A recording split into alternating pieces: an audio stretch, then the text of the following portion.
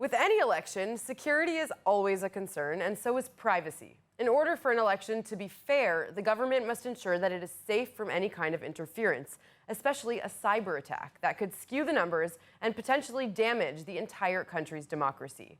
Even though Israel has some of the leading cybersecurity experts in technology in the world, it remains a very real threat. Let's speak to one of those experts, Ram Levi, who joins us now. Thank you so much for being with us today, Ram. Hi, Lauren. So the U.S. National Intelligence Council released a report last week looking at some of the foreign threats to the 2020 U.S. election. And there are so many factors in that report that are relevant to Israel as well. What can Israel take away from that report as it prepares for an election as soon as next week?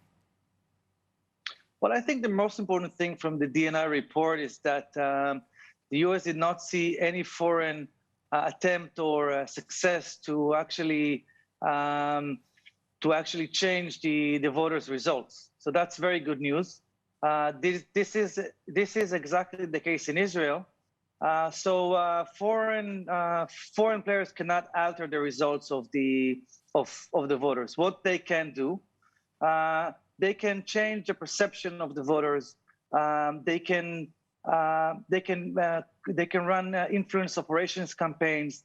In some cases, we know of cases of actors like Iran, for example. They were sending threatening emails to voters, ransomware attacks against the campaigners to slow them down. So there are things that they can do to spread disinformation and to change voters' perception regarding who they want to vote to. So what foreign threats would you say are the most dangerous to Israel for the upcoming election? I think foreign and foremost is Iran. The U.S. administration is explicitly blaming Iran for trying to intervene in their elections.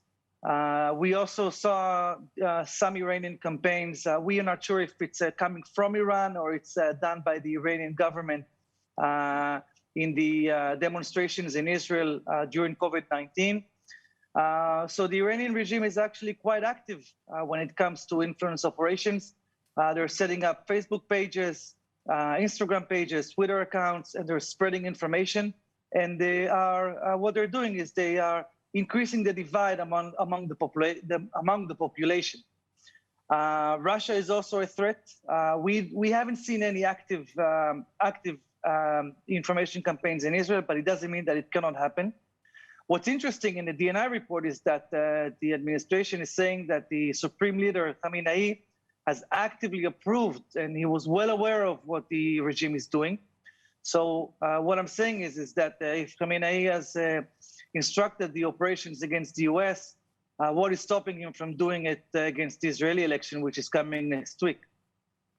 So as somebody who worked directly with Israel's Cyber Council, can you tell us about what steps the government might be taking at this time to prepare for those kinds of threats? Well, there are two things that the government should do. First, the Israeli intelligence community should be actively looking for signs of disinformation campaigns. This should be considered as an early warning to those influence operations, and then work closely with the social media and the tech giants to remove them as quickly as possible. We don't want to find those influence operations campaign after the elections because it's going to be a little bit too late. We want to find them before the elections, so that requires a very intimate cooperation with those tech giants to find those fake accounts, remove them as quickly as possible, and last but not least, notify the general public so they will know who's doing what and what to be aware of. All right, well, hopefully our government is prepared, but we'll have to wait until next week to see Ram Levi. Thank you so much today. Absolutely. Thank you very much, Lauren.